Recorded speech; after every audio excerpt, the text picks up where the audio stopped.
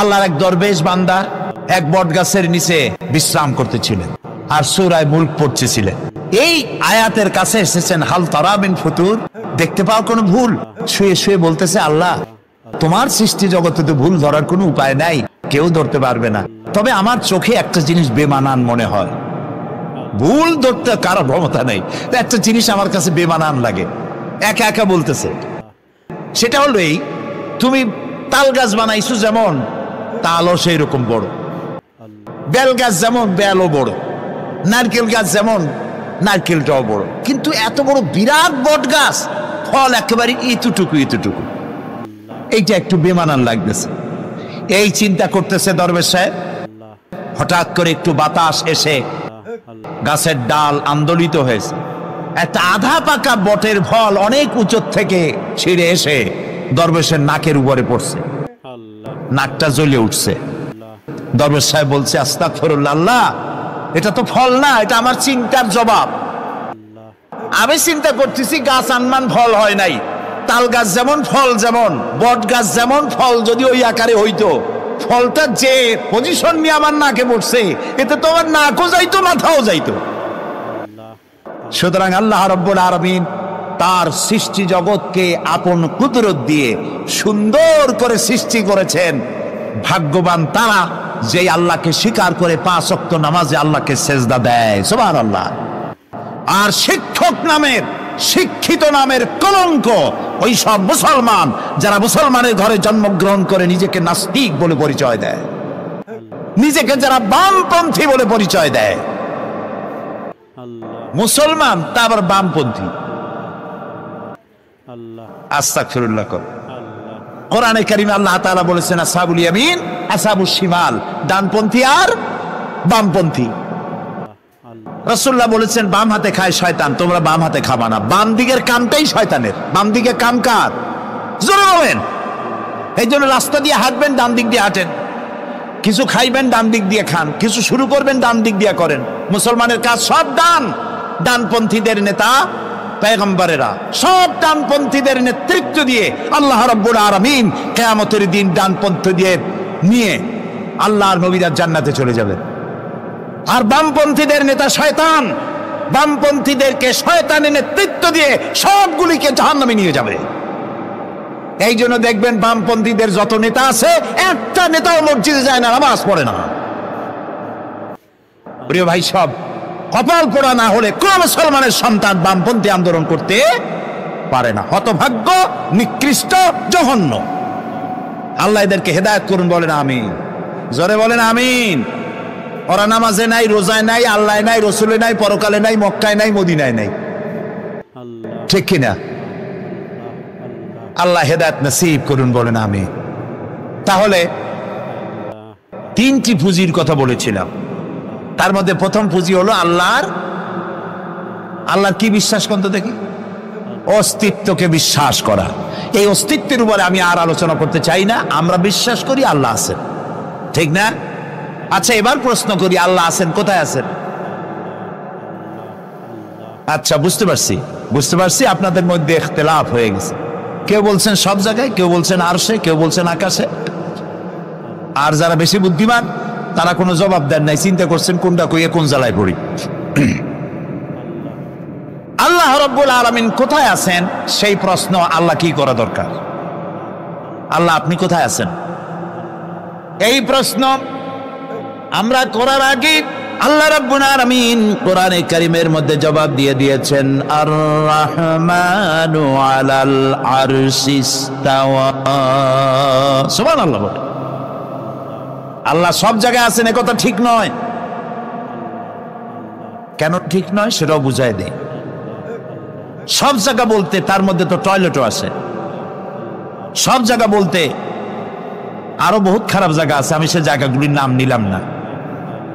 তাহলে আল্লাহ কি সেসব জায়গা আছেন? বলেন নাউজুবিল্লাহ। আল্লাহ নিজেই বলছেন আল্লাহ আছেন আরশিস তাওয়া। আল্লাহ আছেন কোথায়? আরশে। আল্লাহ যে আরশে আছে সেই জন্যই তো মানুষেরা হাত উঁচু করে আল্লাহর কাছে, এরকম বলে যে উপরওয়ালা, বলে না, না নিচুওয়ালা বলে, সব জায়গাওয়ালা এরকম বলে, উপরওয়ালা বলে। আল্লাহ আছেন আরশে, কিন্তু প্রত্যেক রাতে তিনি প্রথম আকাশে আসেন। সুবহানাল্লাহ, বান্দাদেরকে ডাকার জন্য আসেন। আল্লাহ সর্বত্র জ্ঞান রাখেন, তার ইলমের মধ্যে এক চুল পরিমাণ জায়গা আকাশেও নাই, জমিনেও নাই যে আল্লাহ রাব্বুল আলামিন ওই জায়গাটুকুন সম্পর্কে তাৎক্ষণিকভাবে অবহিত নন। এমন এক চুল পরিমাণ জায়গা আকাশেও নাই, জমিনেও। এটাই হলো আল্লাহ সব জায়গার জ্ঞান, তার ইলমের মধ্যে সব তিনি জানেন। এ কথা একটি ছোট্ট আয়াতের মধ্যে এভাবে বলা হয়েছে, وَيَعْلَمُ مَا فِي الْبَرِّ وَالْبَحْرِ وَمَا تَسْقُطُ مِنْ وَرَقَةٍ إِلَّا يَعْلَمُهَا। এই পৃথিবীতে জমিনের ভিতরে কি হয়, সমুদ্রের অতল তলদেশে কি হয়, সব আমি জানি। এমনকি এই পৃথিবীর কোন একটি গাছের পাতা যদি পড়ে যায়, কোন দেশের কোন গাছের কোন পাতা পড়েছে সে খবর আমি আল্লাহর কাছে হয়ে যায়। এটি আমি বললাম, বানায় বললাম, এটি কোথায় আছে? তো আল্লাহ রাব্বুল আলামিন কোরআনে পরিষ্কার করে বলে যে এত পাতার খবর যদি আল্লাহর কাছে হয়, তাহলে আমরা কোথায় কি করি তিনি টের পান না? অবশ্যই টের পান। এটি আমাদের মনে রাখতে হবে।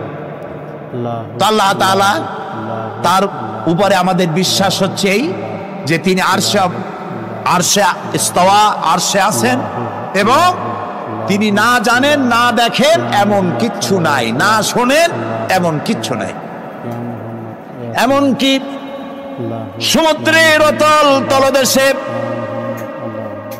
ছোট্ট পাথরের ভিতরেও যদি একটি পোকা যদি পালায়ে থাকে, এমন পোকা যা মাইক্রোস্কোপ যন্ত্র ছাড়া দেখা যায় না, এমন একটি পোকা আটলান্টিক বা প্রশান্ত মহাসাগরের অতল তলদেশে থেকে যদি ক্ষুধার যন্ত্রণায় চিৎকার মারে, কেউ শোনে না। আরশের মালিক আল্লাহ রাব্বুল আলামিন বলেন আমি শুনতে পাই। সুতরাং তিনি সব শুনতে পান, তিনি দেখতে পান, এবং সবকিছু তার নলেজে আছে। এ হচ্ছে আল্লাহর অস্তিত্বে বিশ্বাস। 2 নম্বরে আল্লাহর সিফাতে বিশ্বাস। 2 নম্বরে কি বলেন? সিফাত মানে কি? গুণ। বলেন কি? গুণাবলীতে বিশ্বাস। আল্লাহর নাম আল্লাহ, বলেন তো। আল্লাহ নয় কিন্তু, আল্লাহ হচ্ছে অশুদ্ধ, শুদ্ধ হচ্ছে আল্লাহ। বলার সময় মুখটা গোল হয়ে যাবে। বলেন তো, সবাই উচ্চারণ করেন আল্লাহ, আবার বলেন আল্লাহ, আবার বলেন আল্লাহ। সুবহানাল্লাহ, কি মধুর নাম, কি মজার নাম। কোন বান্দা যদি অন্তরের অন্তঃস্থল থেকে একবার যদি বলে আল্লাহ, আল্লাহ রাব্বুল আলামিন 70 বার সাড়া দিয়ে জিজ্ঞেস করেন বান্দা কি চাও আমি শুনছি। আল্লাহ হচ্ছে ইসমে জাত, আর সিফাতি নাম হচ্ছে বাকি 98টা নাম। মোট ওয়ালাহুল আসমাউ হুসনা, আল্লাহ তাআলা রয়েছে পবিত্র নাম, অনেক নাম, 99টা নাম। কয়টা নাম? আল্লাহ হচ্ছে ইসমে জাত। এই যে আমরা অনেক সময় খোদা বলি, খোদার কসম, খোদার কিরা, খোদা হাফেজ বলি না আমরা? এই খোদা শব্দ যতটা সম্ভব এই শব্দ উচ্চারণ থেকে বিরত থাকা উচিত, কারণ আল্লাহর 99 নামের মধ্যে খোদা বলে কোনো শব্দ নাই। কেউ যদি 10 লক্ষ বার খোদা বলে, একবার আল্লাহ বলার সমান হবে না, হবে না। কেমন খোদা বলে আল্লাহ নিজের নামকে পরিচিত করেন নাই। আল্লাহর নাম হচ্ছে আল্লাহ, আল্লাহর নাম কি? আর বাকি হলো গুণবাচক নাম। তিনি রব, তিনি রাজ্জাক, তিনি ওয়াদুদ, তিনি জব্বার, তিনি কাহ্হার, তিনি রহমান, তিনি রহিম। এরকম আছে না নাম? সব গুণবাচক নাম। এই আল্লাহকে বিশ্বাস করতে হবে। 1 নম্বরে তার অস্তিত্ব, তিনি আছেন। 2 নম্বরে গুণ সহকারে বিশ্বাস করতে হবে। আমরা পানিকে বিশ্বাস করি সে চুবাইয়া ডুবাইয়া মারতে পারে, এই হিসাবে বিশ্বাস করি, ঠিক না? আগুনকে বিশ্বাস করি সে পোড়ায় মারতে পারে। সাপকে বিশ্বাস করি সে দংশন করলে আমি মরে যেতে পারি, ঠিক কিনা? এইভাবে প্রত্যেকটা জিনিসের গুণ সহকারে তাকে বিশ্বাস করতে হয়। সেই জন্য আল্লাহকে আল্লাহ আছেন এইটা শেষ কথা নয়, তার গুণ সহকারে তাকে বিশ্বাস করতে হবে। তিনি হচ্ছেন খেতে দেওয়ার মালিক, রাজ্জাক। মানে বলেন তো নামটা কি? রাজ্জাক মানে কি? রিজেক দাতা। কে রিজেক দাতা? এই জন্য রিজেক চাইতে হবে কার কাছে? আল্লাহর কাছে। কোনো অভাব অভিযোগের জন্য আমি কাউকে বলবো না আপনি আমারে খেতে দেন, আল্লাহর কাছে চাইতে হবে। চাইবো কার কাছে? আল্লাহর কাছে। খেতে দেওয়ার মালিক তিনি। আচ্ছা বলেন, এই পৃথিবীর মধ্যে মানুষেরা বেশি না হাতি, ঘোড়া, বাঘ, ভল্লুক, ময়না, টিয়া, মাছ, পাখি, পতঙ্গ, কীট এগুলো বেশি? কোনটা বেশি? আমরা বেশি না ওরা বেশি? ওরা বেশি। ওরা বেশি। এই যে অসংখ্য হাতি আছে পৃথিবীতে, হাতির পেট বড় না আমার পেট বড়? গন্ডারের পেট বড় না আপনার পেট বড়? কুমিরের পেট বড় না আপনার পেট বড়? আচ্ছা, এখন এই সব প্রাণীদেরকে কে খেতে দেন? আপনার আমার তো ব্যাংকে ডিপোজিট আছে, কম থাকুক বেশি থাকুক, গোলায় ধান আছে, চাউল আছে, বাড়িতেও আছে, আছে না? কিন্তু এই যে পাতিশিয়াল, ফক্স, পাতিশিয়াল চেনেন তো? চিনবেনই তো, সাংঘাতিক চালাকি গুলো। এই পাতিশিয়াল কোন ব্যাংকের ম্যানেজারের কাছে গিয়ে বলছে যে ম্যানেজার সাহেব, এখন তো পৌষ মাস, আমি 10টা মুরগি চুরি করে আনছি, আমার নামে একটা অ্যাকাউন্ট খোলে, বৃষ্টির সময় যখন আমি চুরি করতে পারবো না তখন এগুলি উইথড্র করে আমি আমার পেট বাঁচাবো। এই কথা বলেই শিয়ালের নামে, বাঘের নামে কোন অ্যাকাউন্ট আছে ব্যাংকে? কোরআন শরীফে আল্লাহ তাআলা বলছেন এমন অনেক প্রাণী আছে পৃথিবীতে যারা তাদের রিজিক সংগ্রহ করে রাখে না। আল্লাহ বলেন আমি আল্লাহ তাদেরকে রিজিক দিই। কে দেয়? ইয়া মুহাম্মদ আল্লাহ, ইয়া মুহাম্মদ আল্লাহ।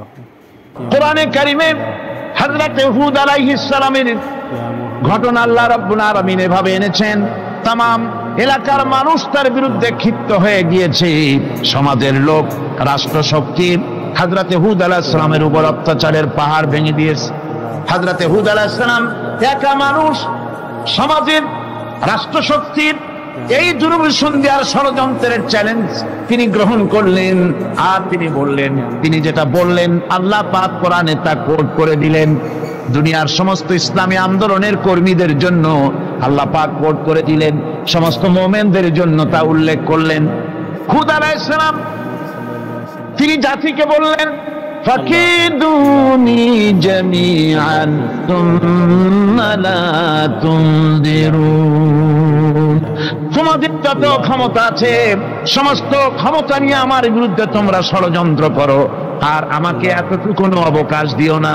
আমি সেই আল্লাহ রাব্বুল আলামিনের উপরে ভরসা করেছি যার কুদরতি হাতের ভিতরে আমার জান, আর গোটা পৃথিবীর সমস্ত প্রাণীর জান যার কুদরতি হাতের মধ্যে, যার হাতের ভিতরে গোটা পৃথিবীর সমস্ত জান, সে আল্লাহর উপরে ভরসা করেছি। যা খুশি তোমরা আমার বিরুদ্ধে করতে পারো। সুবহানাল্লাহ। এটার নাম হলো ঈমান, এটার নাম সবর, এটার নাম ধৈর্য। এই ধৈর্য আসে ঈমানে কামেল হলে পরে এবং আল্লাহর উপরে পরিপূর্ণ বিশ্বাস হলে পরে। যদি কারো দিনের মধ্যে কথা বিশ্বাস থাকে যে আমার জন্য আল্লাহর পক্ষ থেকে যদি কোনো বুলেট নির্ধারণ করা থাকে, গোটা বিশ্ব যদি আমাকে পাহারা লাগায়, ওই বুলেট থেকে আমাকে বাঁচাইতে পারবে না। আর আমার জন্য যদি একটা বুলেট আল্লাহ কর্তৃক নির্ধারিত থাকে, তাহলে গোটা পৃথিবীর মানুষ চেষ্টা করেও সেই বুলেট থেকে আমাকে রক্ষা করতে পারবে না। হযরত আইয়ুব আলাইহিস সালামের সবরের ঘটনা কোরআনে কারীম তুলে ধরেছে। হযরত আইয়ুব 18টি বছর পর্যন্ত রোগের মধ্যে পড়ে আছেন। এত অসুখ করেছে, এত রোগ, শরীর পচে গিয়েছে, গায়ে পোকা ধরেছে, দুর্গন্ধ হয়ে গিয়েছে, বিবিরা চলে গিয়েছে, ছেলে মেয়ে পাড়ার লোকেরা দূর দূর করে তাড়িয়ে দিয়েছে। এবার জঙ্গলের ভিতরে গিয়ে আশ্রয় নিয়েছেন।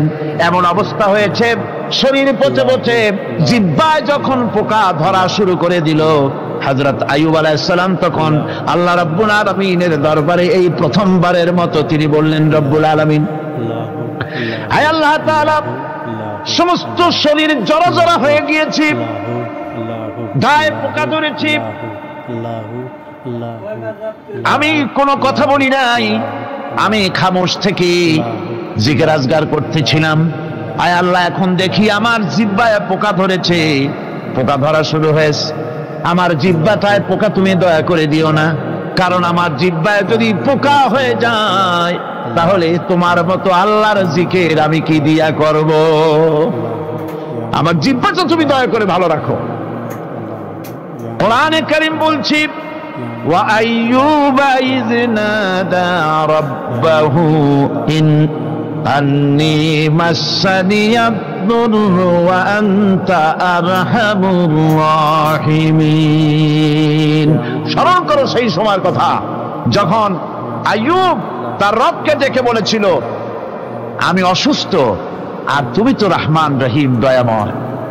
ভাষাটা দেখেন কি সুন্দর, এর থেকে কি আল্লাহর আর কিছু বলা লাগে?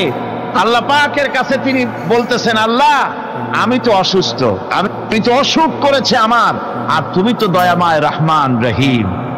এক অন্ধ, ঈদের দিন কত অন্ধই তো আসে খয়রাত করার জন্য, ভিক্ষা করার জন্য, চতুর্দিকে ভিক্ষা করতেছে অন্ধরা। এক অন্ধ ঈদের গেটের কাছে দাঁড়ায় বলতেছে, ভাইরা আজ হচ্ছে ঈদের দিন আর আমি কিছু দেখতে পাচ্ছি না। বেশি পয়সা পাইল, মানুষের দিন তার প্রতি আকৃষ্ট হয়ে গেছে। আরে কি কথা, আজ ঈদের দিন, সকলে আনন্দ করছে আর আমি কিছুই দেখতে পাচ্ছি না। সে কিন্তু কিছু চায় নাই।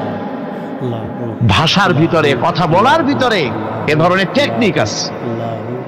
হযরত আইয়ুব আলাইহিস সালাম বললেন না যে আল্লাহ আমারে মাফ করে দাও, কষ্টের মধ্যে আছি। তিনি শুধু বলেছেন, রব্বুল আলামিন আমি অসুস্থ হয়ে পড়েছি, আমার অসুখ করেছে, আর তোমার নাম রহমান রহিম। এতটুকু কথা বলেছেন। আল্লাহ রাব্বুল আলামিনের দরজায়, তার দরবারে আইয়ুব আলাইহিস সালামের ডাক চলে গেছে। যায় নাই? কোন অসুবিধা আছে নাকি? কোন অসুবিধা নাই। পানির তলা দিয়া যদি কেউ ডাক দেয়, পাহাড়ের ভিতরে বসে যদি কেউ ডাক দেয়, আল্লাহ রাব্বুল আলামিন তা শুনতে পান। ইউনূস আলাইহিস সালাম মাছের পেটে বসে চিৎকার মেরেছিলেন, লা ইলাহা ইল্লা আনতা সুবহানাকা ইন্নী কুনতু মিনাজ জালিমিন। তিনি বলছিলেন, আয় আল্লাহ তাআলা, আমি তোমার প্রশংসা করছি, তুমি ছাড়া উপাস্য নাই, মাবুদ নাই। আমি তোমার পবিত্রতা ঘোষণা করছি, আমি তো জালিমদের অন্তর্ভুক্ত হয়ে গেছি। বাস এতটুকুন কথাই বলেছেন। আল্লাহ পাক বলছেন, ইউনূসের ডাক তো কেউ শোনে নাই, পানির মধ্যে কেউ শোনে নাই, জমিনের কেউ শোনে নাই, মহাশূন্যের কেউ শোনে নাই, কিন্তু মাছের পেটের ভেতরে থেকে গভীর অতল দরিয়ার তলদেশ থেকে মাছের পেটের ভিতরে বসে আমার ইউনূস যে ডাক দিল, ওই ডাক আমি আরশের মালিক আমি শুনতে পেয়েছি, আর সঙ্গে সঙ্গে জবাব দিয়েছি। ফাস্তাজাবনা লাহু ওয়া নাজ্জাইনাহু মিনাল গাম্মি ওয়া কাযালিকা নুজিল মুমিনিন।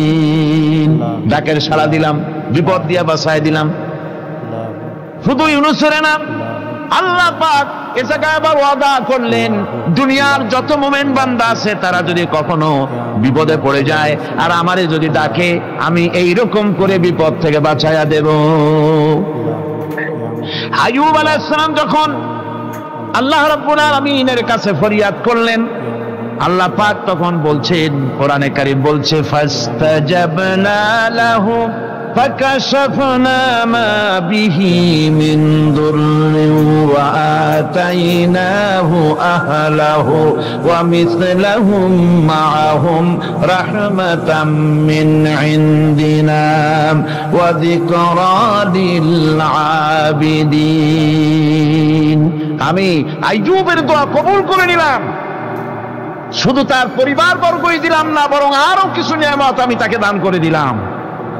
এবং তাই জন্য, যেহেতু তারা ছিল আমার অনুগত বান্দা, আমার বাধ্যগত, আমি এই জন্য রহম করেছি, সমস্ত রোগ শোক আমি মাফ করে দিয়েছি। আমাদের সামান্য একটু জ্বর হয়, যদি 2-3 দিন জ্বর হয়েছে, জ্বর ছাড়ে না, বলে যে এত ভালো ভালো কাজ করি তারপর আমার এত জ্বর হওয়া লাগে। অমুকরা এত পাপ করে, তা তো কিছুই হয় না। খালি আল্লাহ আমার চোখে দেখলো, আমার বউর অসুখ, আমার অজুমুড়ি ছাড়ি না। ভাইরা, আপনি ঠিক পান না যে কি গুনাহ আপনি করেন। কোরআনে কারীম বলছি, ওয়ামা আসাবাকুম মিন মুসিবাতিন ফাবিমা কাসাবাত আইদিকুম ওয়া ইয়াফু আন কাসীর। যত বিপদ তোমাদের উপর আছে সব দুই হাতের কামাই করা। আর আমি তো অনেকগুলো ক্ষমা করে দেই। তোমরা যত পাপ করো, আকাম করো, সবগুলির শাস্তি যদি দুনিয়ায় দিতাম, শ্বাস করার সময় পেতে না। অসুখ হলেই অধৈর্য হয়ে যেও না, ধৈর্য ধরো। আল্লাহ পাক বলেন, শুধু আইয়ুব নয়, ওয়া ইসমাঈল ওয়া ইদরিস ওয়া যাল কিফলি কুল্লুম মিনাস সাবিরিন। এইভাবে করে ইসমাঈল, ইদ্রিস, জুলকিফল সবাই ছিল ধৈর্যশীল। জোরে বলেন সুবহানাল্লাহ। ধৈর্যের চরম পরাকাষ্ঠা ছিলেন তিনি। কোরআনে কারীম নবীদের এই কথাগুলি আমাদের শোনাচ্ছেন। হযরত ইয়াকুব আলাইহিস সালাম, কলিজার টুকরা সন্তান হযরত ইউসুফ আলাইহিস সালামের জন্য তার মনটা পাগল ছিল। এত সুন্দর করে আল্লাহ তারে বানাইছিলেন। এত তিনি ছিলেন সৌন্দর্যের পিরামিড, যারে দেখলে চোখ ফিরানো যায় না। এমন সুন্দর সুপুরুষ, যারে দেখি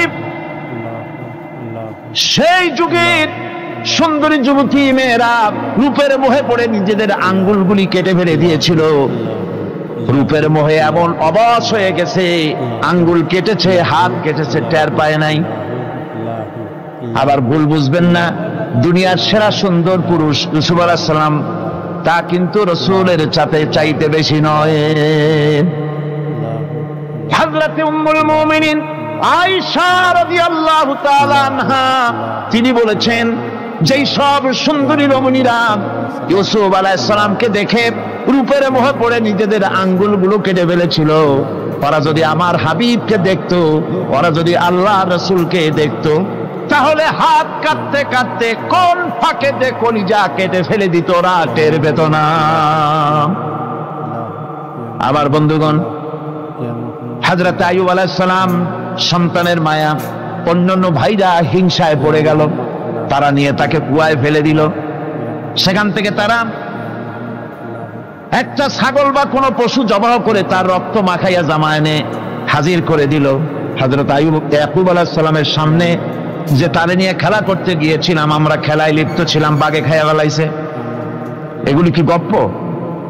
এগুলি কি কোরআন? আল্লাহ পাক শোনাচ্ছেন, বিশ্ববাসীকে শোনাইছেন। সূরা ইউসুফের চাইতে এত সুন্দর উপখ্যান গোটা পৃথিবীতে আর নাই। সুবহানাল্লাহ।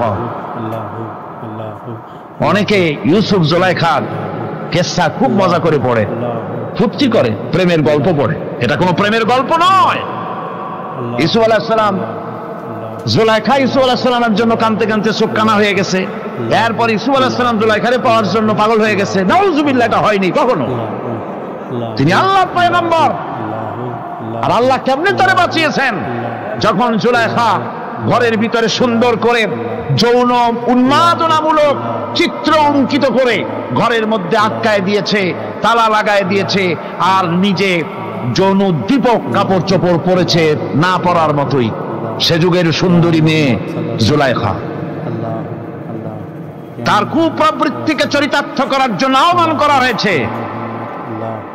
হযরত ইউসুফ আলাইহিস সালাম লক্ষ্য করে দেখলেন, এমন জায়গা, এখান থেকে পালাবার তো পথ নাই, দরজা বন্ধ করে দিয়েছে। তিনি শুধু তখন কেবলমাত্র আল্লাহ রব্বুল আলামিনকে ভয় করলেন। আল্লাহকে ভয় করে আল্লাহর নাম নিয়ে যখন তালাবদ্ধ দরজার দিকে দৌড় দিয়েছেন, আল্লাহ রব্বুল আলামিন আপন কুদরতে তালাগুলি খুলে দরজা তার জন্য উন্মুক্ত করে দিলেন।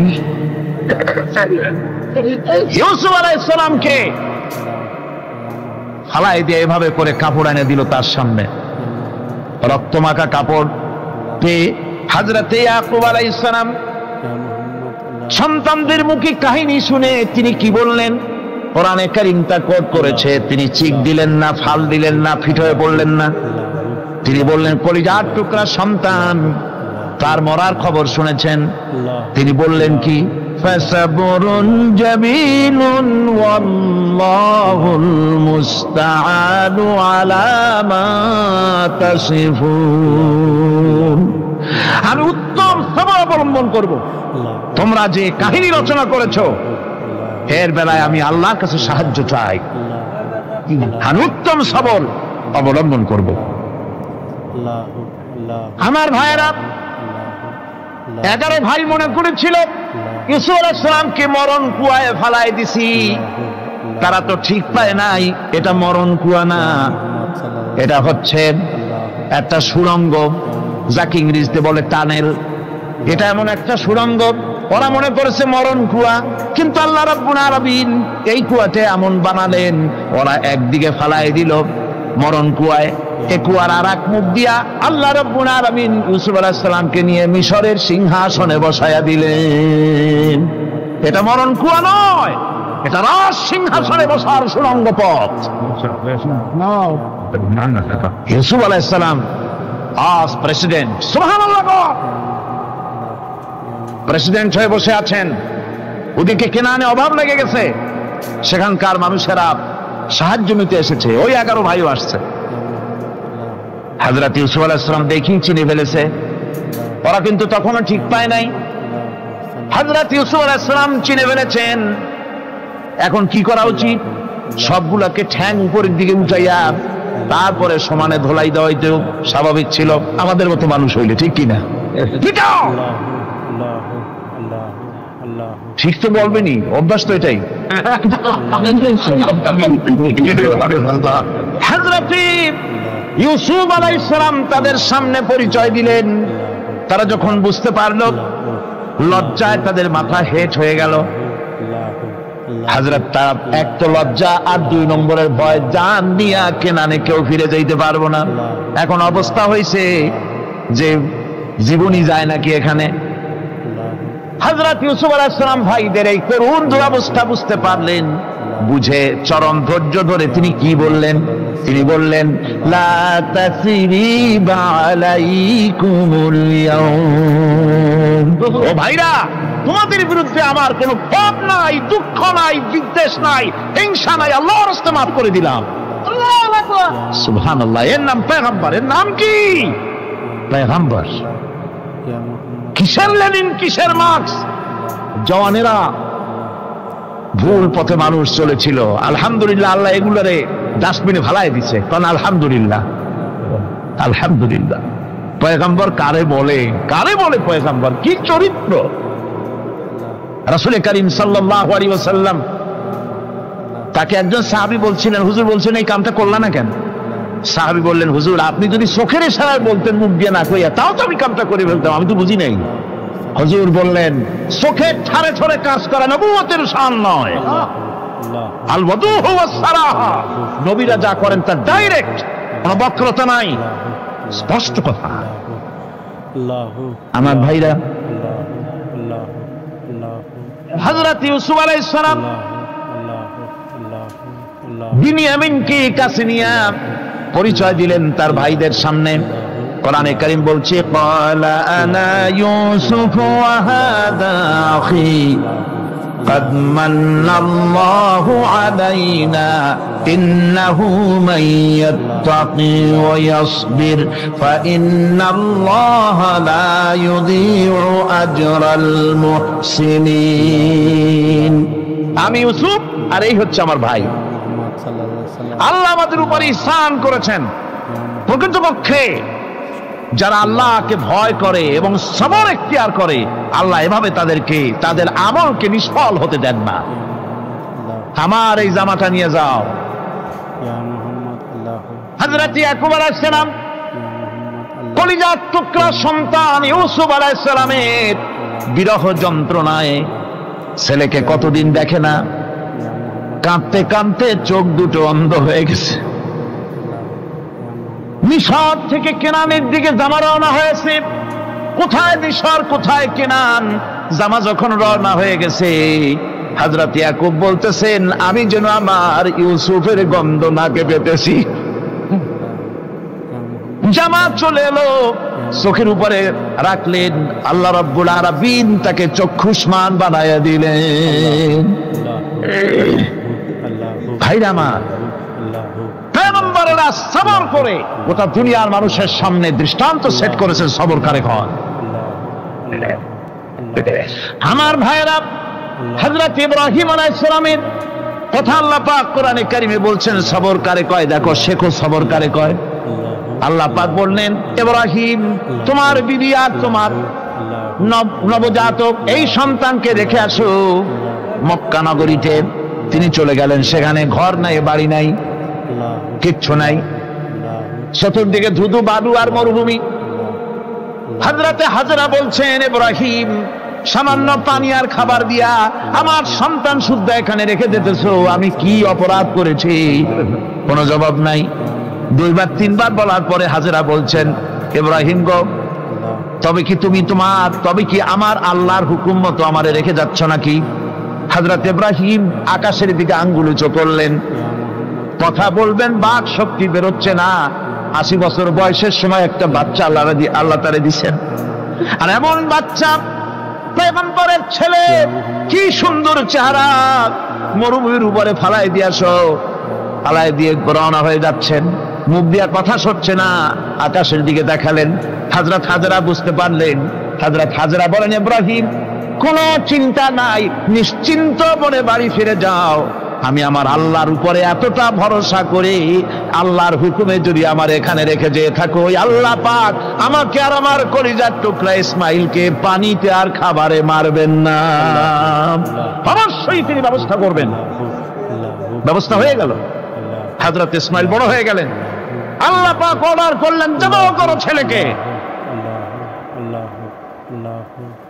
হযরত ইব্রাহিম আলাইহিস সালাম যখন জবাহের প্রস্তাব করলেন, হযরত ইসমাইল তা আপত্তি করতেন, বাবাজি আমার মায়ের আর আমাকে বাচ্চা অবস্থায় ফেলে গেলেন, খাবার দেন নাই, পরার দেন নাই, বছরের পর বছর আমাদের এখানে কাটলো, দেখতেও আসেন নাই, আজ আসছেন জবাহ দিতে, এটা কেমন কথা? কি ধরনের বাপ আপনি?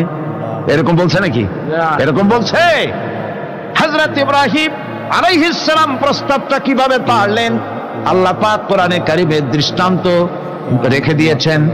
আল্লাহ পাক বলছেন, হযরত ইব্রাহিম ছেলেকে বললেন, ইয়া বুনাইয়া, ইয়া বুনাইয়া, হে আমার কলিজার টুকরা লাডলা, হে আমার কলিজার টুকরা সন্তান, ইন্নী আরা ফিল মানাম আন্নী আযবাহুক, আমি স্বপ্নে দেখছি আমি যেন তোমাকে জবাহ করতেছি, ফানজুর মাযা তারা, তোমার রায় কি বলো? আমি তো স্বপ্নে দেখছি যে আমি তোমার জবাহ করতেছি, এখন তোমার রায় কি, তোমার মত কি? হযরত ইসমাঈল আলাইহিস সালাম শুনিয়া দিলেন দৌড়, নাকি না? হযরত ইসমাঈল আলাইহিস সালাম ধৈর্যের প্রতীক, তিনি কি কথা বললেন? তার মুখের কথা কোরআন শরীফে আল্লাহ পাক উঠায় দিলেন। হযরত ইসমাঈল বললেন, ইয়া আবাতি ফাআল মা তু'মারু সাতাজিদুনি ইনশাআল্লাহু মিনাস সাবিরিন, হে আমার পিতা, আপনি যে ব্যাপারে আদিষ্ট হয়েছেন আপনি তা পালন করুন, অবশ্যই আমাকে ধৈর্যধারীদের মধ্যে পাওয়া যাবেন। সুবহানাল্লাহ।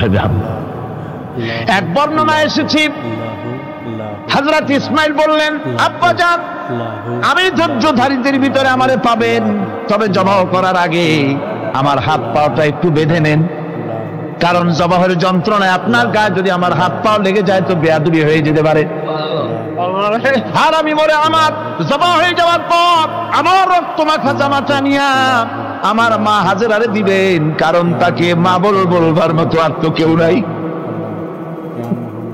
হযরত ইব্রাহিম তাকে বাঁধবার জন্য প্রস্তুতি নিলেন। হযরত ইসমাঈল বলছেন, আব্বাজান বাঁধবেন না, বাঁধার প্রয়োজন নাই। বলে কেন? একবার বাঁধতে বললে আবার তুমি নিষেধ করছো কেন? ছেলে বলছেন, আব্বাজান বাঁধবো না এই জন্যে, হয়তো কিয়ামতেই প্রশ্ন উঠতে পারে যে আল্লাহর হুকুমে রাজি ছিল না বলে হাত পা বাঁধা জবাহ করছে। আমি এই সুযোগ দিব না, আপনি জবাব করেন, আমি এতটুকু নড়াচড়া করব না। ধৈর্যের চরম প্রতীক হযরতে ইসমাঈল আলাইহিস সালাম দেখাই দিয়েছেন ধৈর্য কারে কয়। আমার বন্ধুগণ, এই পৃথিবীর সবচাইতে ধৈর্যের বড় প্রতীক হতেছেন ইমামুল মুরসালিন, আশরাফুল আম্বিয়া, সাইয়্যিদুল মুরসালিন জনাবে মুহাম্মাদুর রাসূলুল্লাহ সাল্লাল্লাহু আলাইহি ওয়াসাল্লাম। আমার বন্ধুগণ, সবচাইতে বড় ধৈর্যের প্রতীক তিনি। কাউকে একটা গালি দেন নাই জীবনে, কাউকে ঠাট্টা করেন নাই, কাউকে মারেন নাই, কারো মনে দুঃখ দেন নাই। তিনি দুঃখ পেয়েছেন, তিনি কাউকে দুঃখ দেন নাই। তিনি কষ্ট পেয়েছেন, কাউকে কষ্ট দেন নাই। আমার ভাইয়েরা, তায়েফের ময়দান, আমার নিজের চোখে তায়েফে যেদিন আমি তায়েফ দেখলাম, আমি তায়েফে ঢুকেছি, জীবনে কোনোদিন যাই নাই। রমজান মোবারকে আমি সেখানে গেলাম, আমাকে বসার জন্য তারা নিয়ে যাবে। আমি বললাম আগে বসবো না, আমারে আগে নিয়ে যাও, আমার নবীকে কোন জায়গায় ওরা মেরেছিল সে জায়গাটা দেখাও। তায়েফের সেই গলিতে যখন আমি গিয়েছি, দুই দিকে পাহাড় দাঁড়ানো, তায়েফের লোক আমার সাথে ছিল, তারা বলল এই জায়গাটা প্রথম যেখানে চতুর্দিক থেকে নবীজিকে পাথর মারছিল আর আল্লাহর নবী বেহুশ হয়ে পড়ে গিয়েছিলেন। 3টা দিন না খাওয়া, হযরতে খাদিজা নাই, আবু তালিব নাই, মক্কায় জায়গা নাই পা রাখার। নবীজি 3টা দিন ঘুরলেন। নেতারা বলল তুমি যদি নবী হবে তো এতিম হলে কেন? আল্লাহ নবী বানাবার জন্য কি একটা ধনী মানুষ পায় নাই? তোমার মতো এতিম আর গরিবের নবী বানাইলো কেন? আল্লাহ নবী 3 দিন পর যখন দেখলেন কেউ দাওয়াত শোনে না, কেউ মানে না, কেউ গ্রহণ করে না, তখন তিনি নেতাদের অনুরোধ করলেন, ঠিক আছে দাওয়াত তো কবুল করলে না, তবে একটা কাজ করো, অন্তত আমি যে তায়েফে আসছিলাম এই খবরটা মক্কায় দিও না, ওরা আরো অত্যাচার বাড়ায় দেবে। এই কাফিরগুলি খবর তো মক্কায় পাঠালো আর সমস্ত যুবকদেরকে লেলিয়ে দিল। যুবকেরা চতুর্দিকে দাঁড়াইছে, রাসূলকে পাথর মারা শুরু করে দিল। আমি যখন রেল লাইনের থেকে হাঁটি, যখন রেল লাইন কোনো সময় দেখি, রেলের পাথরগুলি, রেল লাইনের পাথরগুলি দেখলে আমার মাথায় যেন কেন তায়েফের কথা মনে এসে যায়। আরে মানুষের গায়ে পাথর মারলে কি অবস্থার সৃষ্টি হয়? পাথর নূরের শরীর, রহমতের শরীর, কিটি কিটি রক্ত ঝরছে। নবীজিকে জোর করে উঠাইয়া জবরদস্তি করে হাঁটার জন্য তারা ধাক্কা মারতেছে। আবার কিছুদিন গিয়ে নবীজি আবার বেহুশ হয়ে পড়েছেন, এইখান থেকে আবার উঠাইছে, আবার ধাক্কা মারতেছে। 3 নম্বরের আর একটা জায়গা আছে যেখানে ভাঙ্গা একটা মসজিদ। তায়েফের লোকেরা আমাকে বলল এই জায়গাটা হলো শেষ জায়গা যেখানে রাসূল করিম 3য়বারের মতো বেহুশ হয়েছিলেন, এখানেই হুজুরের রক্ত ঝরেছে বেশি। 2 রাকাত নামাজ পড়লাম, সিজদায় পড়ে এমন কান্না কাঁদলাম আল্লাহর কাছে। নবীজি যখন হুঁশ এসেছে, হযরতে জিবরাইল বলেন, ইয়া রাসূলুল্লাহ, আপনার এই কষ্ট দেখে ফেরেশতারা কাঁদতেছে, আপনি অনুমতি দিয়ে দেন এই 2 পাহাড়কে মিলাইয়া সমস্ত তায়েফবাসী কাফেরগুলি মাটির সাথে মিশাইয়া দেই। নবীজি বললেন, জিবরাইল, আমি যদি হুকুম করি আর আমার হুকুম মতো যদি এই কাম করো, একটা কাফেরও যদি না বাঁচে তাহলে কার মুখে পৌঁছাবো লা ইলাহা ইল্লাল্লাহু মুহাম্মাদুর রাসূলুল্লাহ। আমার ভাইরা, হযরত সাল্লাল্লাহু আলাইহি ওয়াসাল্লাম উঠে বসলেন।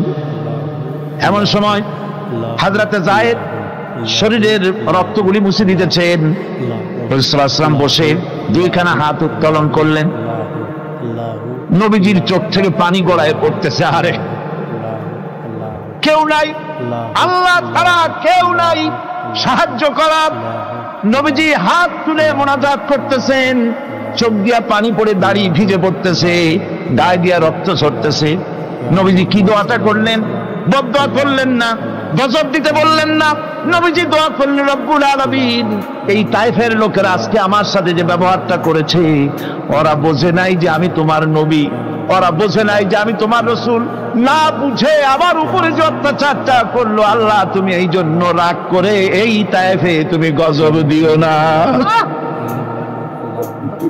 আল্লাহ পাক পরবর্তী সময় হুজুরকে স্মরণ করাই দিলেন, ওয়া মা আরসালনাকা ইল্লা রাহমাতাল লিল আলামিন।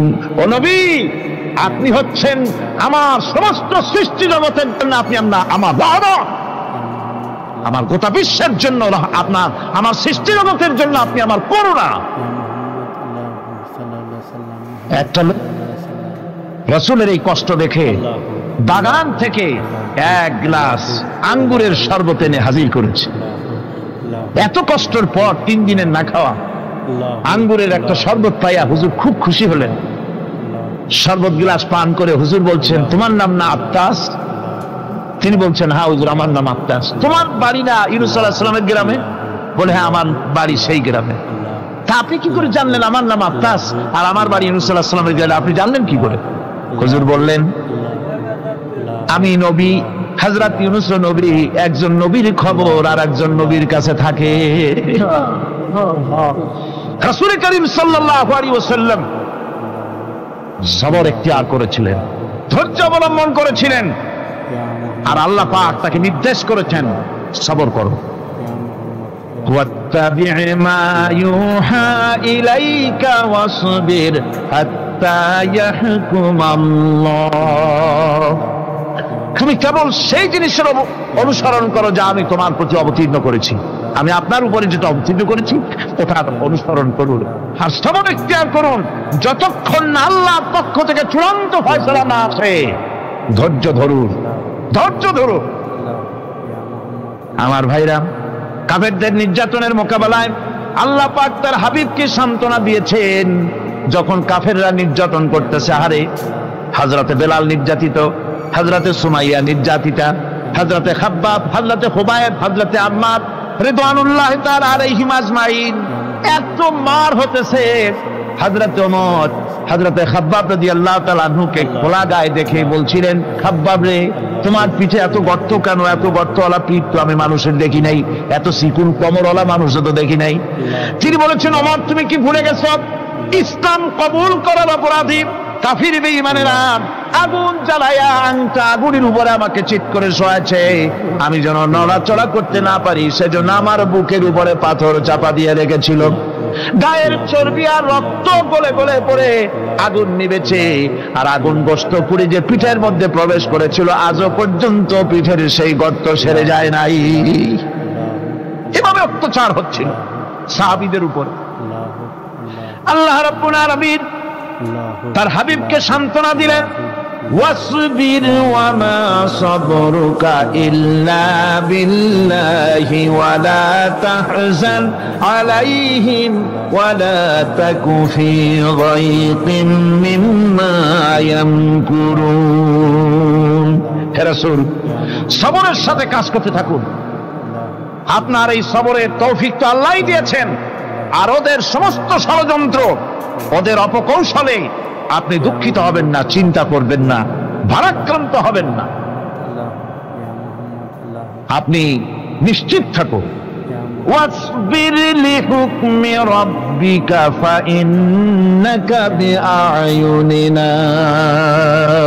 হে নবী, আপনার রবের চূড়ান্ত ফয়সালা আসা পর্যন্ত ধৈর্য ধারণ করুন। আপনি তো আমার চোখের সামনে। সুবহানাল্লাহ, সুবহানাল্লাহ। আপনি আমার চোখের সামনে। কে আপনাকে কি করবে আমি দেখবো না? সুবহানাল্লাহ। মন্ত্রী যদি, এই সলিমুদ্দিন মার্কা মন্ত্রী যত আছে, এই মন্ত্রীরা যদি কয় ব্যথাতে ভয় কিসে? আমি তোকে দেখছি না? সাহসটা কেমন বাড়ে, কেমন বাড়ে সাহস। আরে কোনো মন্ত্রী ছাতা মাতা না, কোন প্রেসিডেন্ট রাজা বাদশা না, আকাশ আর জমিনের মালিক আমার আল্লাহ রাব্বুল আলামিন বলছেন, হাবিব কোন চিন্তা নাই, আপনি আমার চোখের সামনে। ওরা চায় আপনাকে দুনিয়া থেকে মিটাই দিতে, আর আমি চাই ওয়ারাফানা লাকা যিকরাক, আপনার প্রশংসা তো হবে গোটা বিশ্ব জুড়ে, সর্বত্র ছড়িয়ে যাবে আপনার নাম। সুবহানাল্লাহি বিহামদিহি। আল্লাহ পাক অন্যত্র বলেছেন, ওয়ালাকাদ কুযযিবাত রুসুলুম মিন ক্বাবলিকা ফাসাবারু আলা মা কুযযিবু ওয়া উযু হাত্তা আতাহুম নাসরুনা। হে মুহাম্মদ সাল্লাল্লাহু আলাইহি ওয়াসাল্লাম, আপনার পূর্বে অসংখ্য নবী রাসূল এই পৃথিবীতে আসছে এবং জুলুম আর নির্যাতনের শিকার তারা হয়েছেন। অবশেষে তাদের প্রতি আল্লাহর সাহায্য এসেছে। সুতরাং আপনাকেও ধৈর্য ধারণ করতে হবে, ধৈর্য ছাড়া কোনো পথ নাই। ধৈর্য আপনাকে ধারণ করতেই হবে, আর এই ধৈর্য ধারণ করলে পরে আল্লাহর চূড়ান্ত ফয়সালা আসবে, তখন আল্লাহ পাক মেহেরবানি করবেন। আমার ভাইরা, এই ধৈর্য পৃথিবীর সমস্ত পয়গম্বররা ধৈর্য অবলম্বন করেছেন, কখনো অধৈর্য হন নাই। দিন কায়েমের সংগ্রামে নবী রাসূলগণ দারুণ ভাবে সবর ইখতিয়ার করেছেন। বৃদ্ধবাদীদের সকল রকমের নির্যাতন, অপকৌশল, ষড়যন্ত্র, এই সব কিছু মোকাবেলা করেছেন ধৈর্যের নীতি অবলম্বন করি। কখনো ধৈর্যচ্যুতি তাদের মধ্যে ঘটেনি, বরং আল্লাহ রাব্বুল আলামিন তাদের প্রতি সন্তুষ্ট হয়েছেন। যারা এই ধৈর্য ধরেছে তাদের উপরে সন্তুষ্ট হয়ে আল্লাহ রাব্বুল আলামিন বলেছেন, ওয়া কাআইয়্যিম মিন নাবিয়্যিন কাতালা মাআহু রিব্বিয়ুন কাসীর। এর আগে অনেক নবী এসেছিলেন যাদের সাথে বহু আল্লাহওয়ালা লোক লড়াই করেছেন। فما وهنوا لما أصابهم في سبيل الله وما ضعفوا وما استكانوا। আল্লাহর পথে তাদের উপর যত বিপদ এসেছিল তারা হতাশ হয়ে পড়েন নাই, দুর্বলতা দেখাননি, বাতিলের সামনে মাথা নত করেন। ওয়াল্লাহু ইউহিব্বুস সাবিরিন। আর আল্লাহ পাক ধৈর্যশীল যারা, তাদেরকে আল্লাহ পাক ভালোবাসেন। আমার ভাইরা,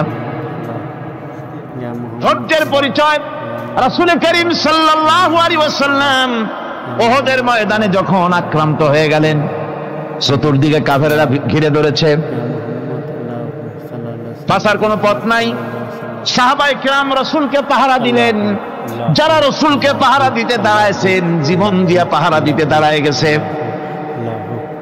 রাসূলের দিকে মুখ দিয়া, পিঠটা বাইরের দিকে দিয়ে রাসূলকে পাহারা দেওয়া শুরু করেছেন।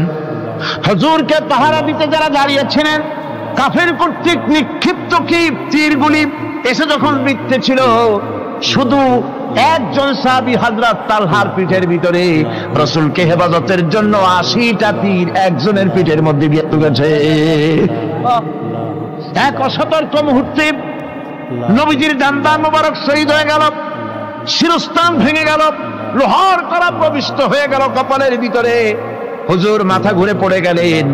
হযরত আবু উবাইদা রাদিয়াল্লাহু তাআলা আনহু হুজুরের মস্তক মোবারককে করে নিয়ে তারপরে বহু কষ্ট করে মাথা থেকে লোহার কড়া বের করলেন। এবার ওই কড়ার ছিদ্র দিয়ে রক্ত আসতেছে, মুখ দিয়ে রক্ত পড়তেছে, দাড়ি ভিজে যাচ্ছে।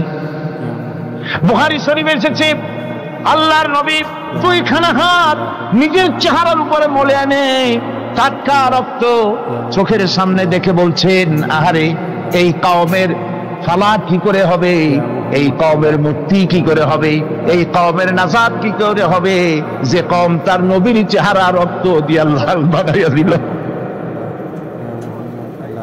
নবীজি বললেন, আল্লাহুম্মা গফিরলি কওমি ফাইন্নাহুম লা ইয়ালামুন। আয় আল্লাহ পাক, আমার এই কওম বুঝতে পারে না, ওদেরকে মাফ করে দাও। খবর ছড়িয়ে গেল নবীজি শহীদ হয়ে গিয়েছেন। খবর ছড়িয়ে গেল চতুর্দিকে, মদিনায় খবর ছড়িয়ে গেল। মানুষ পাগলের মতো দৌড়ানো শুরু করে দিল। এক মেয়ে লোক দৌড়াচ্ছে উহুদের দিকে, কয়েকজন সাহাবীর সঙ্গে দেখা। তারা জিজ্ঞেস করলেন, দৌড়াও কেন মহিলা, যাও কই? কয় উহুদের দিকে যেতেছি। কয় যায় তো কোনো লাভ নাই, যেহেতু তোমার যে স্বামী এসেছিলেন জিহাদের ময়দানে তিনি তো শহীদ হয়ে গেছেন। মহিলা বলতেছে, কে শহীদ হয়েছে শুনতে চাই না, আগে বলো নবীজি কেমন আছে। আবার কিছুক্ষণ পর আর কয়েকজনের সঙ্গে দেখা। তারা বলছে, মেয়ে লোক দৌড়াও কই? যাচ্ছি উহুদের দিকে। তারা বলছেন যে কোনো লাভ নাই, তোমার যে দুইটা কলিজার টুকরা সন্তান ওহদে এসেছিল দুটোই শহীদ হয়ে গেছে। মা বলতেছে, ও সাহাবী, কে শহীদ হয়েছে শুনতে চাই না, তাড়াতাড়ি করে বলো আল্লাহর নবী মুহাম্মদুর রাসূলুল্লাহ সাল্লাল্লাহু আলাইহি ওয়াসাল্লাম কেমন আছেন। দৌড়াতে দৌড়াতে ওহদের মাঠে সাহাবায়ে কেরাম পরিবেষ্টিত আল্লাহর নবীর কাছে গিয়ে হুজুরের জীবিত চেহারা মোবারকের দিকে তাকায়া মেয়ে লোকটি কাঁদতেছে আর বলতেছে, ইয়া রাসূলুল্লাহ, আমার স্বামী মরা শোক, আমার কলিজার টুকরা দুইটা সন্তান মরা শোক আমার কলিজা থেকে মুছে গেছে, আপনি বেঁচে আছেন, তামাম মুসলমানদের চাইতে বড় সান্ত্বনা আর নাই। ভাইরা আমার, রাসূল করিম সাল্লাল্লাহু আলাইহি ওয়াসাল্লাম এভাবে করে ধৈর্যের পরিচয় দিয়েছেন। গালাগালি দেন নাই, রাগ করেন নাই, বদদোয়া করেন নাই। সুবহানাল্লাহ কোন, সুবহানাল্লাহ। ভাইরা আমার, এই সবর এমন মহান বৈশিষ্ট্য, এর মধ্যে রয়েছে জিহাদের ময়দানে যদি লোক কম হয় আর যদি তাদের মধ্যে সবর থাকে, বেশি সংখ্যক লোকের উপরে আল্লাহ পাক সবরকারীদেরকে বিজয়ী করে দিবেন। কোরআনে কারীমে রব্বুল আলামিন বলেন, কাম মিন ফিয়াতিন কালিলাতিন গালাবাত ফিআতান কাসীরাতাম বিইذনিল্লাহ আল্লাহু মা'আস সাবিরিন। এমন ঘটনার বহু নজির আছে যে কম সংখ্যক লোকেদের উপরে আল্লাহ পাক, বেশি সংখ্যক লোকেদের উপর আল্লাহ পাক কম সংখ্যক লোকদেরকে জয়ী করে দিয়েছেন। আল্লাহু মা'আস সাবিরিন, আর আল্লাহ আছে ধৈর্যশালীদের সাথে। আল্লাহ আছে কাদের সাথে? দেখেন না বদরের কামটা, বদরের ময়দান, 313 জন মুসলমান, অস্ত্রপাতি নাই, সামান্য সামান্য অস্ত্র, আর কাফেরেরা এসছে হাজারেরও বেশি। আমার বন্ধুগণ, ধৈর্য কত বড় কাম দিল, ধৈর্য ধারণ করেছেন তারা, আল্লাহর উপরে ভরসা করেছেন। আল্লাহ রাব্বুল আলামিন অস্ত্রের কাজ কি দিয়া করায় দিলেন। একজন সাহাবী এসে বলছেন, হুজুর, জিহাদের ময়দান, ইসলামের প্রথম জিহাদ, আমার কাছে তো অস্ত্র নাই, মেহেরবানি করে একটা অস্ত্র আমারে দেন, আমি লাফায় পড়ি জিহাদের মধ্যে। হুজুর বলেন, অস্ত্র তো আমার কাছে নাই, দিবটা কি? সাহাবী বলছেন, হুজুর, অস্ত্র না থাকে যা পারেন তাই দেন, আপনার হাত দিয়ে যা দিবেন আমি দাঁড়ায় থাকতে পারবো না, জিহাদে আমাকে শরীক হতেই হবে। নবীজি কাছে পেলেন একখানা শুকনা খেজুরের ডালখানা তুলে সাহাবীর হাতে তুলে দিলেন। সাহাবী বলেন, রাসূলের হাতের দেওয়া শুকনা খেজুরের ডালটা নিয়ে আমি যখন কাফেরদের ভিড়ের মধ্যে ঝাঁপায় পড়ে যখন শুকনা খেজুরের ডাল দিয়ে আঘাত দিলাম, তখন ধারালো তরবারে দিয়ে আঘাত করলে যে কাম হয়, শুকনা খেজুরের ডালের আঘাতে কাফের দ্বিখণ্ডিত হয়ে জমিনে পড়ে গেল। ভাইরা আমার, আল্লাহ রাব্বুল আলামিন সবর যারা করে, সংখ্যা যদি কম হয়, আল্লাহ পাক তাদেরকে বিজয়ী করে দেবেন, এই ওয়াদা আল্লাহ রাব্বুল আলামিন করেছেন। এই সবরের গুণ ছাড়া জান্নাতেও প্রবেশ করা যাবে না, সবর যদি না থাকে বেহেশতে যাওয়া যাবে না।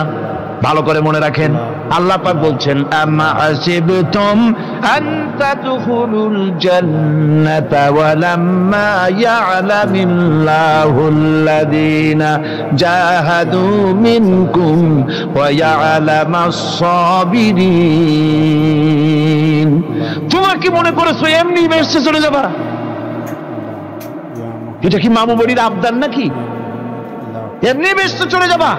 অথচ আল্লাহ রাব্বুল আলামিন এখনো দেখেন নেননি যে তোমাদের মধ্যে কারা জিহাদ করতে প্রস্তুত, কারা তোমাদের মধ্যে জিহাদ করে জান দেওয়ার জন্য প্রস্তুত, আর কারা ধৈর্যধারী, এটা তো আল্লাহ এখনো দেখে নেন নাই। সুতরাং হক এবং বাতিলের সংগ্রামে লিপ্ত হতে হবে।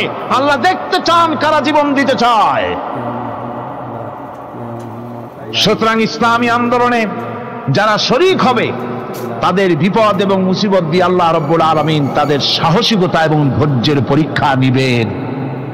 কোরআনে কারীম বলছেন, وَلَنَبْلُوَنَّكُمْ حَتَّى نَعْلَمَ الْمُجَاهِدِينَ مِنكُمْ وَالصَّابِرِينَ وَنَبْلُوَ أَخْبَارَكُمْ।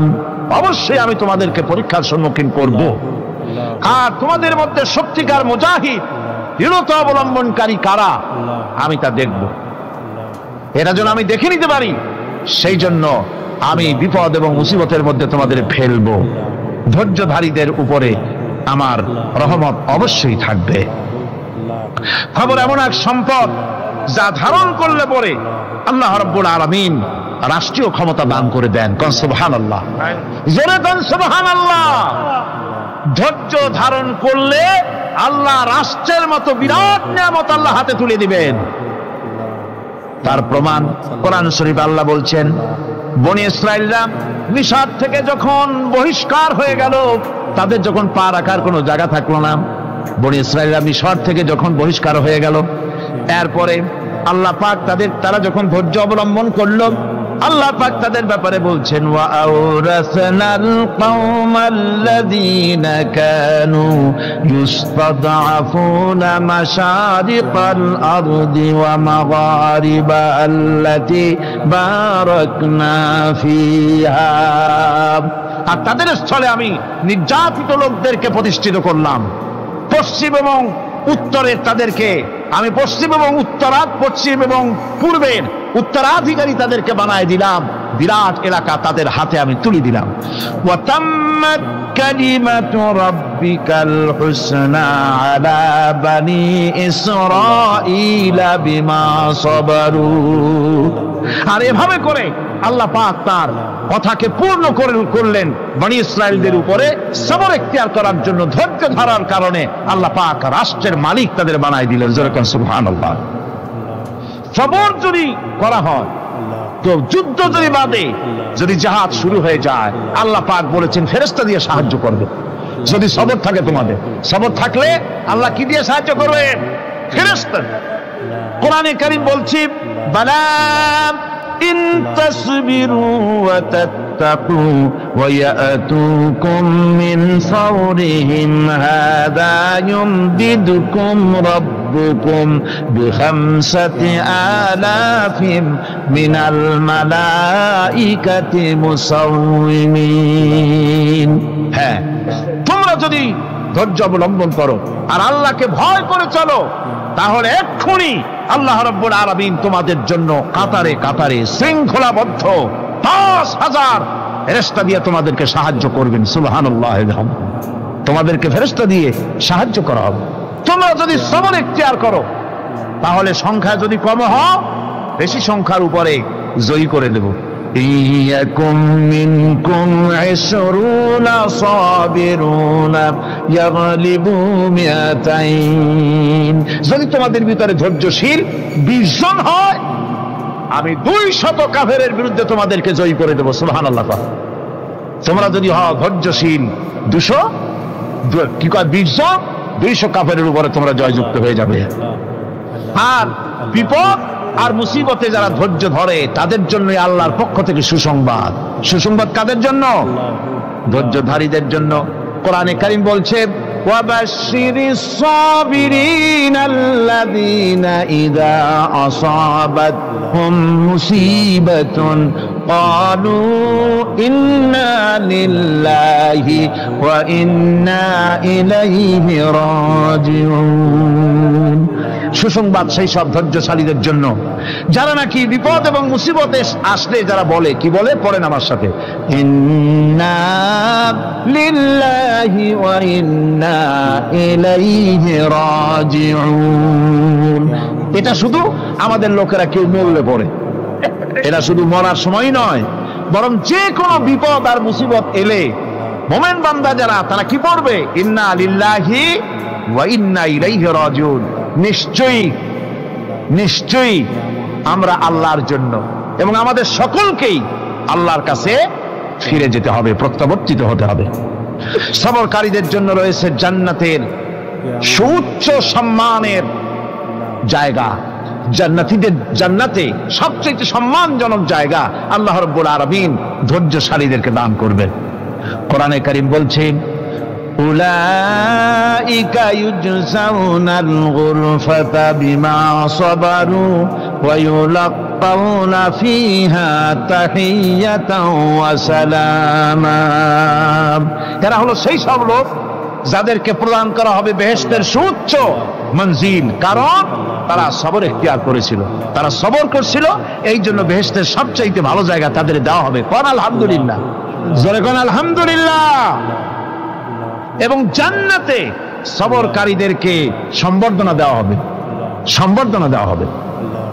খালিদিনা ফিহা হাসনাত মুস্তাকাররান ওয়া মুকামা, চিরদিন তারা জান্নাতের ভেতরে বসবাস করবে এবং কতই না সুন্দর, কতই না উত্তম জায়গা সবরকারীদের জন্য আল্লাহ বেহেশতের মধ্যে রেখে যাবেন। জান্নাতে প্রবেশ করার সাথে সাথে চতুর্দিক থেকে ফেরেশতারা ছুটে আসবে সবরকারীদের জন্য। ওয়াল মালাইকাতু ইয়াদখুলুনা আলাইহিম মিন কুল্লি বাব, চতুর্দিক থেকে ফেরেশতারা তাদেরকে ইস্তেকবাল করবে। কি বলবে? সালামুন আলাইকুম বিমা সাবারতুম ফানি'মা উকবাদ-দার, তোমাদের প্রতি শান্তি বর্ষিত হোক, কারণ তোমরা পৃথিবীতে সবর অবলম্বন করেছিল। কতই না উত্তম জায়গা, কতই না সুন্দর জায়গা আল্লাহ রাব্বুল আলামিন সবরের বিনিময় তোমাদেরকে দান করেছেন। সুতরাং এই সবর হচ্ছে মুসলমানদের জন্য সবচেয়ে বড় নিয়ামত। আজ আমার তো মনে হয় পৃথিবীতে মুসলমানরাই সবচেয়ে বেসবর। ট্রেনে যাবে, বসা নিয়ে বেসবর, টিকিট নিয়ে বেসবর, বাসের মধ্যে বেসবর, বাজারে যাবে বেসবর, স্কুলে যাবে বেসবর, যেখানে যান সব জায়গায় আমরা বেশি অধৈর্য, ঠিক কিনা কর? সামান্য সামান্য জিনিস নিয়ে ঝগড়া করা, মারামারি করা, এই হচ্ছে আমাদের ট্র্যাডিশন। ধৈর্য অবলম্বন করতে হবে জীবনের সকল ক্ষেত্রে, এই ধৈর্য আমাদেরকে রক্ষা করতে হবে। এই ধরনের ধৈর্য যদি আমরা অবলম্বন করতে পারি তাহলে আল্লাহ পাক বলছেন উলাইকাল্লাযীনা সাদাকু ওয়া উলাইকা হুমুল মুত্তাকুন, এরাই হলো ঈমানের দাবিতে সত্যবাদী। কোন আলহামদুলিল্লাহ। কারা কারা? না না, শুধু সবরকারী না, এই যে 10টা পয়েন্ট বলা হলো, কয়টা পয়েন্ট বলা হয়েছে? 10টি পয়েন্ট। সেই 10টি পয়েন্ট যারা পালন করবে এরা হলো ঈমানের দাবিতে সত্যবাদী, আর এরাই হচ্ছে প্রকৃতপক্ষের মুত্তাকি। আমরা মুত্তাকি বুঝি দাঁতে ছাতা, দাড়ি টাড়ি আশ্রয় না, জাব্বা জুব্বা গায়ে দিয়ে কোনো জায়গায় পড়ে থাকে, হ্যাঁ এটা বড় মুত্তাকি, খুব পরহেজগার। সালার শর্টটার যদি পড়ে তাহলে তো আরো বড় পরহেজগার। জি, আর যদি কাপড় চোপড় মোটেও না থাকে তাহলে তো খাজা বাবা হয়ে গেল। আর আল্লাহ বলছে মুত্তাকি কারে কয়? শোনো, এরে কয় মুত্তাকি যাদের মধ্যে এই 10টা গুণ আছে। এই 10টি সত্য যদি সম্পাদন করতে পারি, যদি আমল করতে পারি, জীবন ধন্য হয়ে যাবে। সেই 10টি কথা আমি আবার আপনাদের স্মরণ পটে তুলে দিতে চাই, প্যাকেট করে পকেটে উঠাই দিতে চাই, যেন বাড়ি নিয়ে যেতে পারেন। 1 নম্বর হচ্ছে 10টি পয়েন্টের 1 নম্বর আল্লাহর প্রতি ঈমান। 1 নম্বরে আল্লাহর প্রতি ঈমান, 2 নম্বরে পরকালের প্রতি ঈমান, 3 নম্বরে ফেরেশতাদের উপর ঈমান, 4র্থ নম্বরে কিতাবের প্রতি ঈমান, 5ম নম্বরে নবীদের প্রতি ঈমান, 6ষ্ঠ নম্বরে সহায় সম্বলহীন নিকটবর্তী আত্মীয়, ইয়েতিম, মিসকিন, প্রবাসী, মুসাফির, সাহায্য প্রার্থী, এদেরকে মুক্ত করার জন্য এদেরকে সাহায্য প্রদান করা, 7 নম্বরে নামাজ প্রতিষ্ঠা করা, 8 নম্বরে যাকাত আদায় করা, 9 নম্বরে ওয়াদা পালন করা, 10 নম্বরে সবর এখতিয়ার করা। কয়টা হইল? কয়টা হলো? এই 10টি কাজ যদি আমরা পালন করতে পারি, বিপদে মুসিবতে ধৈর্য ধারণ করতে পারি, যত মুসিবত আসুক, আসলে এগুলি কিছু না। মুসিবত আল্লাহ টেস্ট করবেন, মুসিবত দিয়া আল্লাহ টেস্ট করেন। দেখা যায় যে ওদের শক্তি খুব বেশি, চোখে আপনি দেখতে পারেন, কিন্তু আল্লাহ বলছেন ইন্না কায়দাশ শায়তানে কানা দাঈফা। বাতিলরা হলো শয়তান, বাতিলরা কি? আর ওদের চক্রান্ত আসলেই দুর্বল। এদের চক্রান্ত আসলে কি? দুর্বল। কাজেই এগুলিকে ভয় করা যাবে না। বিপদে মুসিবতে ধৈর্য ধারণ করে যদি অগ্রসর হওয়া যায় তো আল্লাহ রাব্বুল আলামিন এই 10টি পয়েন্ট যদি আমল করা যায়, দুনিয়াও শান্তি পাবো, আখিরাতেও শান্তি পাবো। যত মুসিবত আসুক, বিপদ আসুক, ধৈর্যের সাথে মোকাবেলা করতে হবে। ধৈর্যের অর্থ কি? আমি আগেই বলেছি, ধৈর্যের অর্থ হচ্ছে অবিচলতা, দৃঢ়তা, বরদাস্ত করা, সহিষ্ণুতা, ধীরতা, স্থিরতা। ধৈর্যের অর্থ এটা নয় একজন একটা থাপ্পড় মারলো আর আপনি বলবেন যে বাবা ব্যথা পাইছো নাকি, তাহলে আরো একখান থাপ্পড় দিয়া দাঁত আমার সবগুলো ভালাই দেন। এর নাম ধৈর্য নয়। ধৈর্য হচ্ছে পরিস্থিতির মোকাবেলা করতে হবে সাহসিকতার সাথে, এর নাম হচ্ছে ধৈর্য। ওই যে আমি একটা দৃষ্টান্ত দিয়ে থাকি, এক সাপ একবার মুরিদ হয়েছিল এক পীর সাহেবের কাছে। পীর বলছিলেন যে আমি তো এইসব সাপ টাপ মুরিদ বানাই না। কয় না হুজুর আমারে বানান। তারপরে মুরিদ বানায় কিছু অজিফাতারে শিখাই দিল, আর বললো খবরদার কাউকে দংশন করবা না। ঠিক আছে, সে যায়া জিজ্ঞাসা শুরু করে দিয়েছে। এর মধ্যে জমিনে রাখাল আসছে, ধান কাটছে, ধানগুলো নিবি কি করে, দড়ি দাড়ি পাচ্ছে না, তো কি করা যায়, বানবে কি দিয়া? সন্ধ্যার পরে অন্ধকারে দেখে যে দড়ি একটা পড়ে আছে। ও যে কি দড়ি তা তো ওরা বোঝে না, ওইটারে নিয়া ধানরে ভেসাইয়া লেজ দিয়ার মাথা দিয়ে এরকম করে বাসেটারে দিয়ে বাঁধছে। সাপ তখন বলতেছে হায় হায় রে, কেবল যে মুরিদ হইছি, তা না হলে তুই ঠিক পাইছি যে আমি কি ধরনের দড়ি। এরপরে নিয়ে বাড়ি নিয়ে ভালাই দেশে খুলে সাপটার ঘাড় গেছে মস্কিয়া। বহুত কষ্ট করে হুজুরের বাড়ি গিয়ে হাজির, কয় যে হুজুর কি একখান জিকের শিখাইলেন, আমার তো ঘাড়টার মস্কে শেষ। আশ্চর্য কথা, কত মানুষ মুরিদ হইলো, কত কিছু মুরিদ হইলো, কারো তো জিকের করলে ঘাড় মস্কে যাবে কেন, এটা কেমন কথা? কয় হুজুর ঘটনাই। আরে বেটা ঘটনা এইটা তুই কি করছিলি? কয় যে আপনি যে নিষেধ করছেন দংশন করতে, আমি তো দংশন করতে পারিনি। আরে বেটা দংশন করতে নিষেধ করছিলাম, ফোঁস করতে তো নিষেধ করি নাই। তোরে যখন দড়ি মনে করে হাত দিছিল, ফোঁস করে উঠতি, ওই রাখা লাভ দিয়া বন আর পার হইয়া দিল্লি চলে যেত। কাজী ধৈর্যের মানে শীত হয়ে পড়ে না। ধৈর্য মানে অবিচলতা, দৃঢ়তা নিয়ে শক্তি সঞ্চয় করে আল্লাহর উপরে ভরসা করে বাতিলের বিরুদ্ধে ঝাঁপিয়ে পড়তে হবে, বাতিল উৎখাত হতে বাধ্য হবে। অনাটনে, বিপদে, মুসিবতে আর হক আর বাতিলের সংঘর্ষ চলাকালীন ধৈর্য ধারণ করা, এটা হলো সবচাইতে একটা বড় কোয়ালিটি। কোরআনে কারিমে সবর শব্দটি সবচাইতে বেশি ব্যবহার করা হয়েছে। সর্বাধিক ব্যবহৃত শব্দ কোনটি? সবর। সবর আরবি একটি মৌলিক শব্দ, এমন একটি মৌলিক শব্দ যার তাৎপর্য অন্য কোন ভাষা দিয়া খবরটা বললে যেমন বোঝানো যায়, অন্য কোন ভাষা দিয়া এটার অর্থ করে এটার হক আদায় করা সম্ভব না। আর এই সবর কোরআনে কারিমে বিভিন্ন জায়গায় বিভিন্ন অর্থে ব্যবহার হয়েছে। যেমন সবর শব্দের অর্থ হচ্ছে অবিচলতা, বাংলায় যা বোঝানো যায়।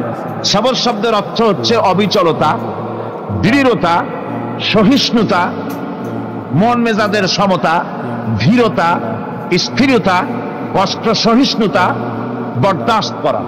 এগুলি এই সবরের এই শব্দ, এই অর্থগুলি কোরআনে কারিমের বিভিন্ন জায়গায় বিভিন্ন রকম এটাকে ব্যবহার করা হয়েছে। সবর একটি মৌলিক মানবীয় গুণ। এই গুণ যার মধ্যে আছে, সে তার নৈতিকতার শীর্ষে পৌঁছে যেতে পারে। আর এই গুণটি যার মধ্যে অভাব, এই সবর যার ভিতরে নাই, সে মানুষের পর্যায়ে পড়ে না।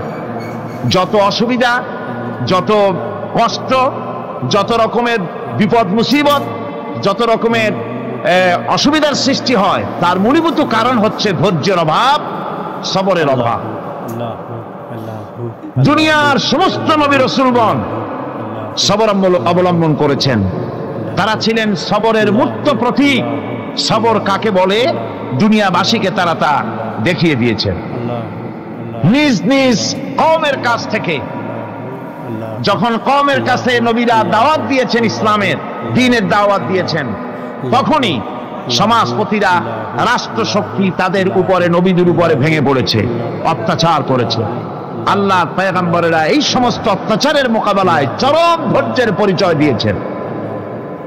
কোরআনে কারিমে উল্লেখ করা হয়েছে অত্যাচারের মোকাবেলায় আম্বিয়ায়ে কেরাম যা বলেছেন সেটা হলো এই: ওয়ামা লানা আল্লা নাতাওয়াক্কালা আলাল্লাহি ওয়া ক্বাদ হাদানা সুবুলানা। আল্লাহ পাক বলেন, পয়গম্বররা বলেছেন আমরা আল্লাহর উপরে ভরসা করব না, তো কার উপরে ভরসা করব? তিনি তো আমাদেরকে সঠিক পথ দেখিয়েছেন, সঠিক রাস্তা আমাদের দেখিয়েছেন, সুতরাং তার উপরেই তো আমরা ভরসা করব। وَلَنَصْبِرَنَّ عَلَى مَا آذَيْتُمُونَا وَعَلَى اللَّهِ فَلْيَتَوَكَّلِ الْمُتَوَكِّلُونَ। তোমরা আমাদের যে সব কষ্ট দাও, পীড়ন দাও, সেজন্য আমরা ধৈর্য অবলম্বন করব। তোমরা আমাদেরকে কষ্ট দিচ্ছ, আমরা ধৈর্য অবলম্বন করব আর ভরসা করব কেবলমাত্র তার উপরে যে আল্লাহ রাব্বুল আলামিন আমাদেরকে নবী করে পাঠিয়েছেন। সেই ভরসা করতে হলে সেই আল্লাহর উপরেই তো ভরসা করা উচিত। আমরা সেই আল্লাহর উপরে ভরসা করে আছি। তোমাদের যত খুশি আমাদের বিরুদ্ধে ষড়যন্ত্র করা, আমাদেরকে অত্যাচার করে। কোরআনে কারিমে হযরত হুদ আলাইহিস সালামের ঘটনা আল্লাহ রাব্বুল আলামিন এভাবে এনেছেন, তাম এলাকার মানুষ তার বিরুদ্ধে ক্ষিপ্ত হয়ে গিয়েছে। সমাজের লোক, রাষ্ট্রশক্তি হযরত হুদ আলাইহিস সালামের উপর অত্যাচারের পাহাড় ভেঙে দিয়েছে। হযরত হুদ আলাইহিস সালাম একা মানুষ, সমাজের রাষ্ট্রশক্তির এই দুর্বিসন্ধি আর ষড়যন্ত্রের চ্যালেঞ্জ তিনি গ্রহণ করলেন। আর তিনি বললেন, তিনি যেটা বললেন আল্লাহ পাক কোরআনে তা কোট করে দিলেন। দুনিয়ার সমস্ত ইসলামী আন্দোলনের কর্মীদের জন্য আল্লাহ পাক কোট করে দিলেন, সমস্ত মুমিনদের জন্য তা উল্লেখ করলেন। হুদ আলাইহিস সালাম তিনি জাতিকে বললেন, ফাকিদুনি জামিআন তুম্মা লা তুনদিরুন। তোমাদের যত ক্ষমতা আছে সমস্ত ক্ষমতা নিয়ে আমার বিরুদ্ধে তোমরা ষড়যন্ত্র করো, আর আমাকে এতটুকু অবকাশ দিও না। আমি সেই আল্লাহ রাব্বুল আলামিনের উপরে ভরসা করেছি, যার কুদরতি হাতের ভিতরে আমার জান, আর গোটা পৃথিবীর সমস্ত প্রাণীর জান যার কুদরতি হাতের মধ্যে। যার হাতের ভিতরে গোটা পৃথিবীর সমস্ত জান, সে আল্লাহর উপরে ভরসা করেছি। যা খুশি তোমরা আমার বিরুদ্ধে করতে পারো। সুবহানাল্লাহ। এটার নাম হলো ঈমান, এটার নাম সবর, এটার নাম ধৈর্য। এই ধৈর্য আসে ঈমানে কামেল হলে পরে এবং আল্লাহর উপরে পরিপূর্ণ বিশ্বাস হলে পরে। যদি কারো দিনের মধ্যে কথা বিশ্বাস থাকে যে আমার জন্য আল্লাহর পক্ষ থেকে যদি কোনো বুলেট নির্ধারণ করা থাকে, গোটা বিশ্ব যদি আমাকে পাহারা লাগায়, ওই বুলেট থেকে আমাকে বাঁচাইতে পারবে না। আর আমার জন্য যদি একটা বুলেট আল্লাহ কর্তৃক নির্ধারিত থাকে, তাহলে গোটা পৃথিবীর মানুষ চেষ্টা করেও সেই বুলেট থেকে আমাকে রক্ষা করতে পারবে না। এটার নাম হচ্ছে ঈমান। এই ঈমান যখন মানুষের মধ্যে সৃষ্টি হয়ে যায়, তখন সে বিপ্লবী শক্তিতে পরিণত হয়ে যায়। তার কাছে ভয় বলে কোনো জিনিস থাকে না, যেহেতু সে তো ভরসা করেছে এমন শক্তির কাছে যার চাইতে প্রচন্ড ক্ষমতা আকাশেও কারো নাই, জমিনেও। তিনি কে? জোরে চিল্লায় বলেন, তিনি কে? আমার বন্ধুগণ, রাসূল করিম সাল্লাল্লাহু আলাইহি ওয়াসাল্লাম হিজরতের রাতে সৌর পাহাড়ের গাড়ে সৌরের কাছে যখন চলে গেছেন, হজরে রক্ত হয়ে হয়ে আসতেছে। হযরতে আবু বকর রাদিয়াল্লাহু তাআলা আনহু বলছেন, হে আল্লাহর রাসূল, এখন আর অগ্রসর হওয়া ঠিক হবে না, বেলা উঠে গেলে ধরা পড়ে যাব। এখানে গুহা আছে, ভিতরে প্রবেশ করি। হযরতে আবু বকর রাসূলের সম্মতি পেয়ে হযরতে আবু বকর রাদিয়াল্লাহু তাআলা আনহু বলছেন, ইয়া রাসূলুল্লাহ, পাহাড়িয়া গুহা, সাপ বিচ্ছু থাকতে পারে, আমাকে অনুমতি দেন, আমি আগে ভিতরে ঢুকে সাফ করে আপনাকে ডাকি। ভিতরটা সাফ করে তিনি ডাকলেন। রাসূল করিম ভিতরে ঢুকে বলছেন, আবু বকর, পাহাড় বেয়ে বেয়ে বড্ড কষ্ট হয়েছে, একটু বসো, তোমার উরুর উপরে মাথা রেখে আমি একটু ঘুমাইয়া যাই। আল্লাহ নবী আরাম ফরমাচ্ছিলেন। সকালবেলায় কাফির বেঈমানরা যখন আস্তে আস্তে করে গুহা মুখে পৌঁছে গেছে, পায়ের চিহ্ন এখানে শেষ।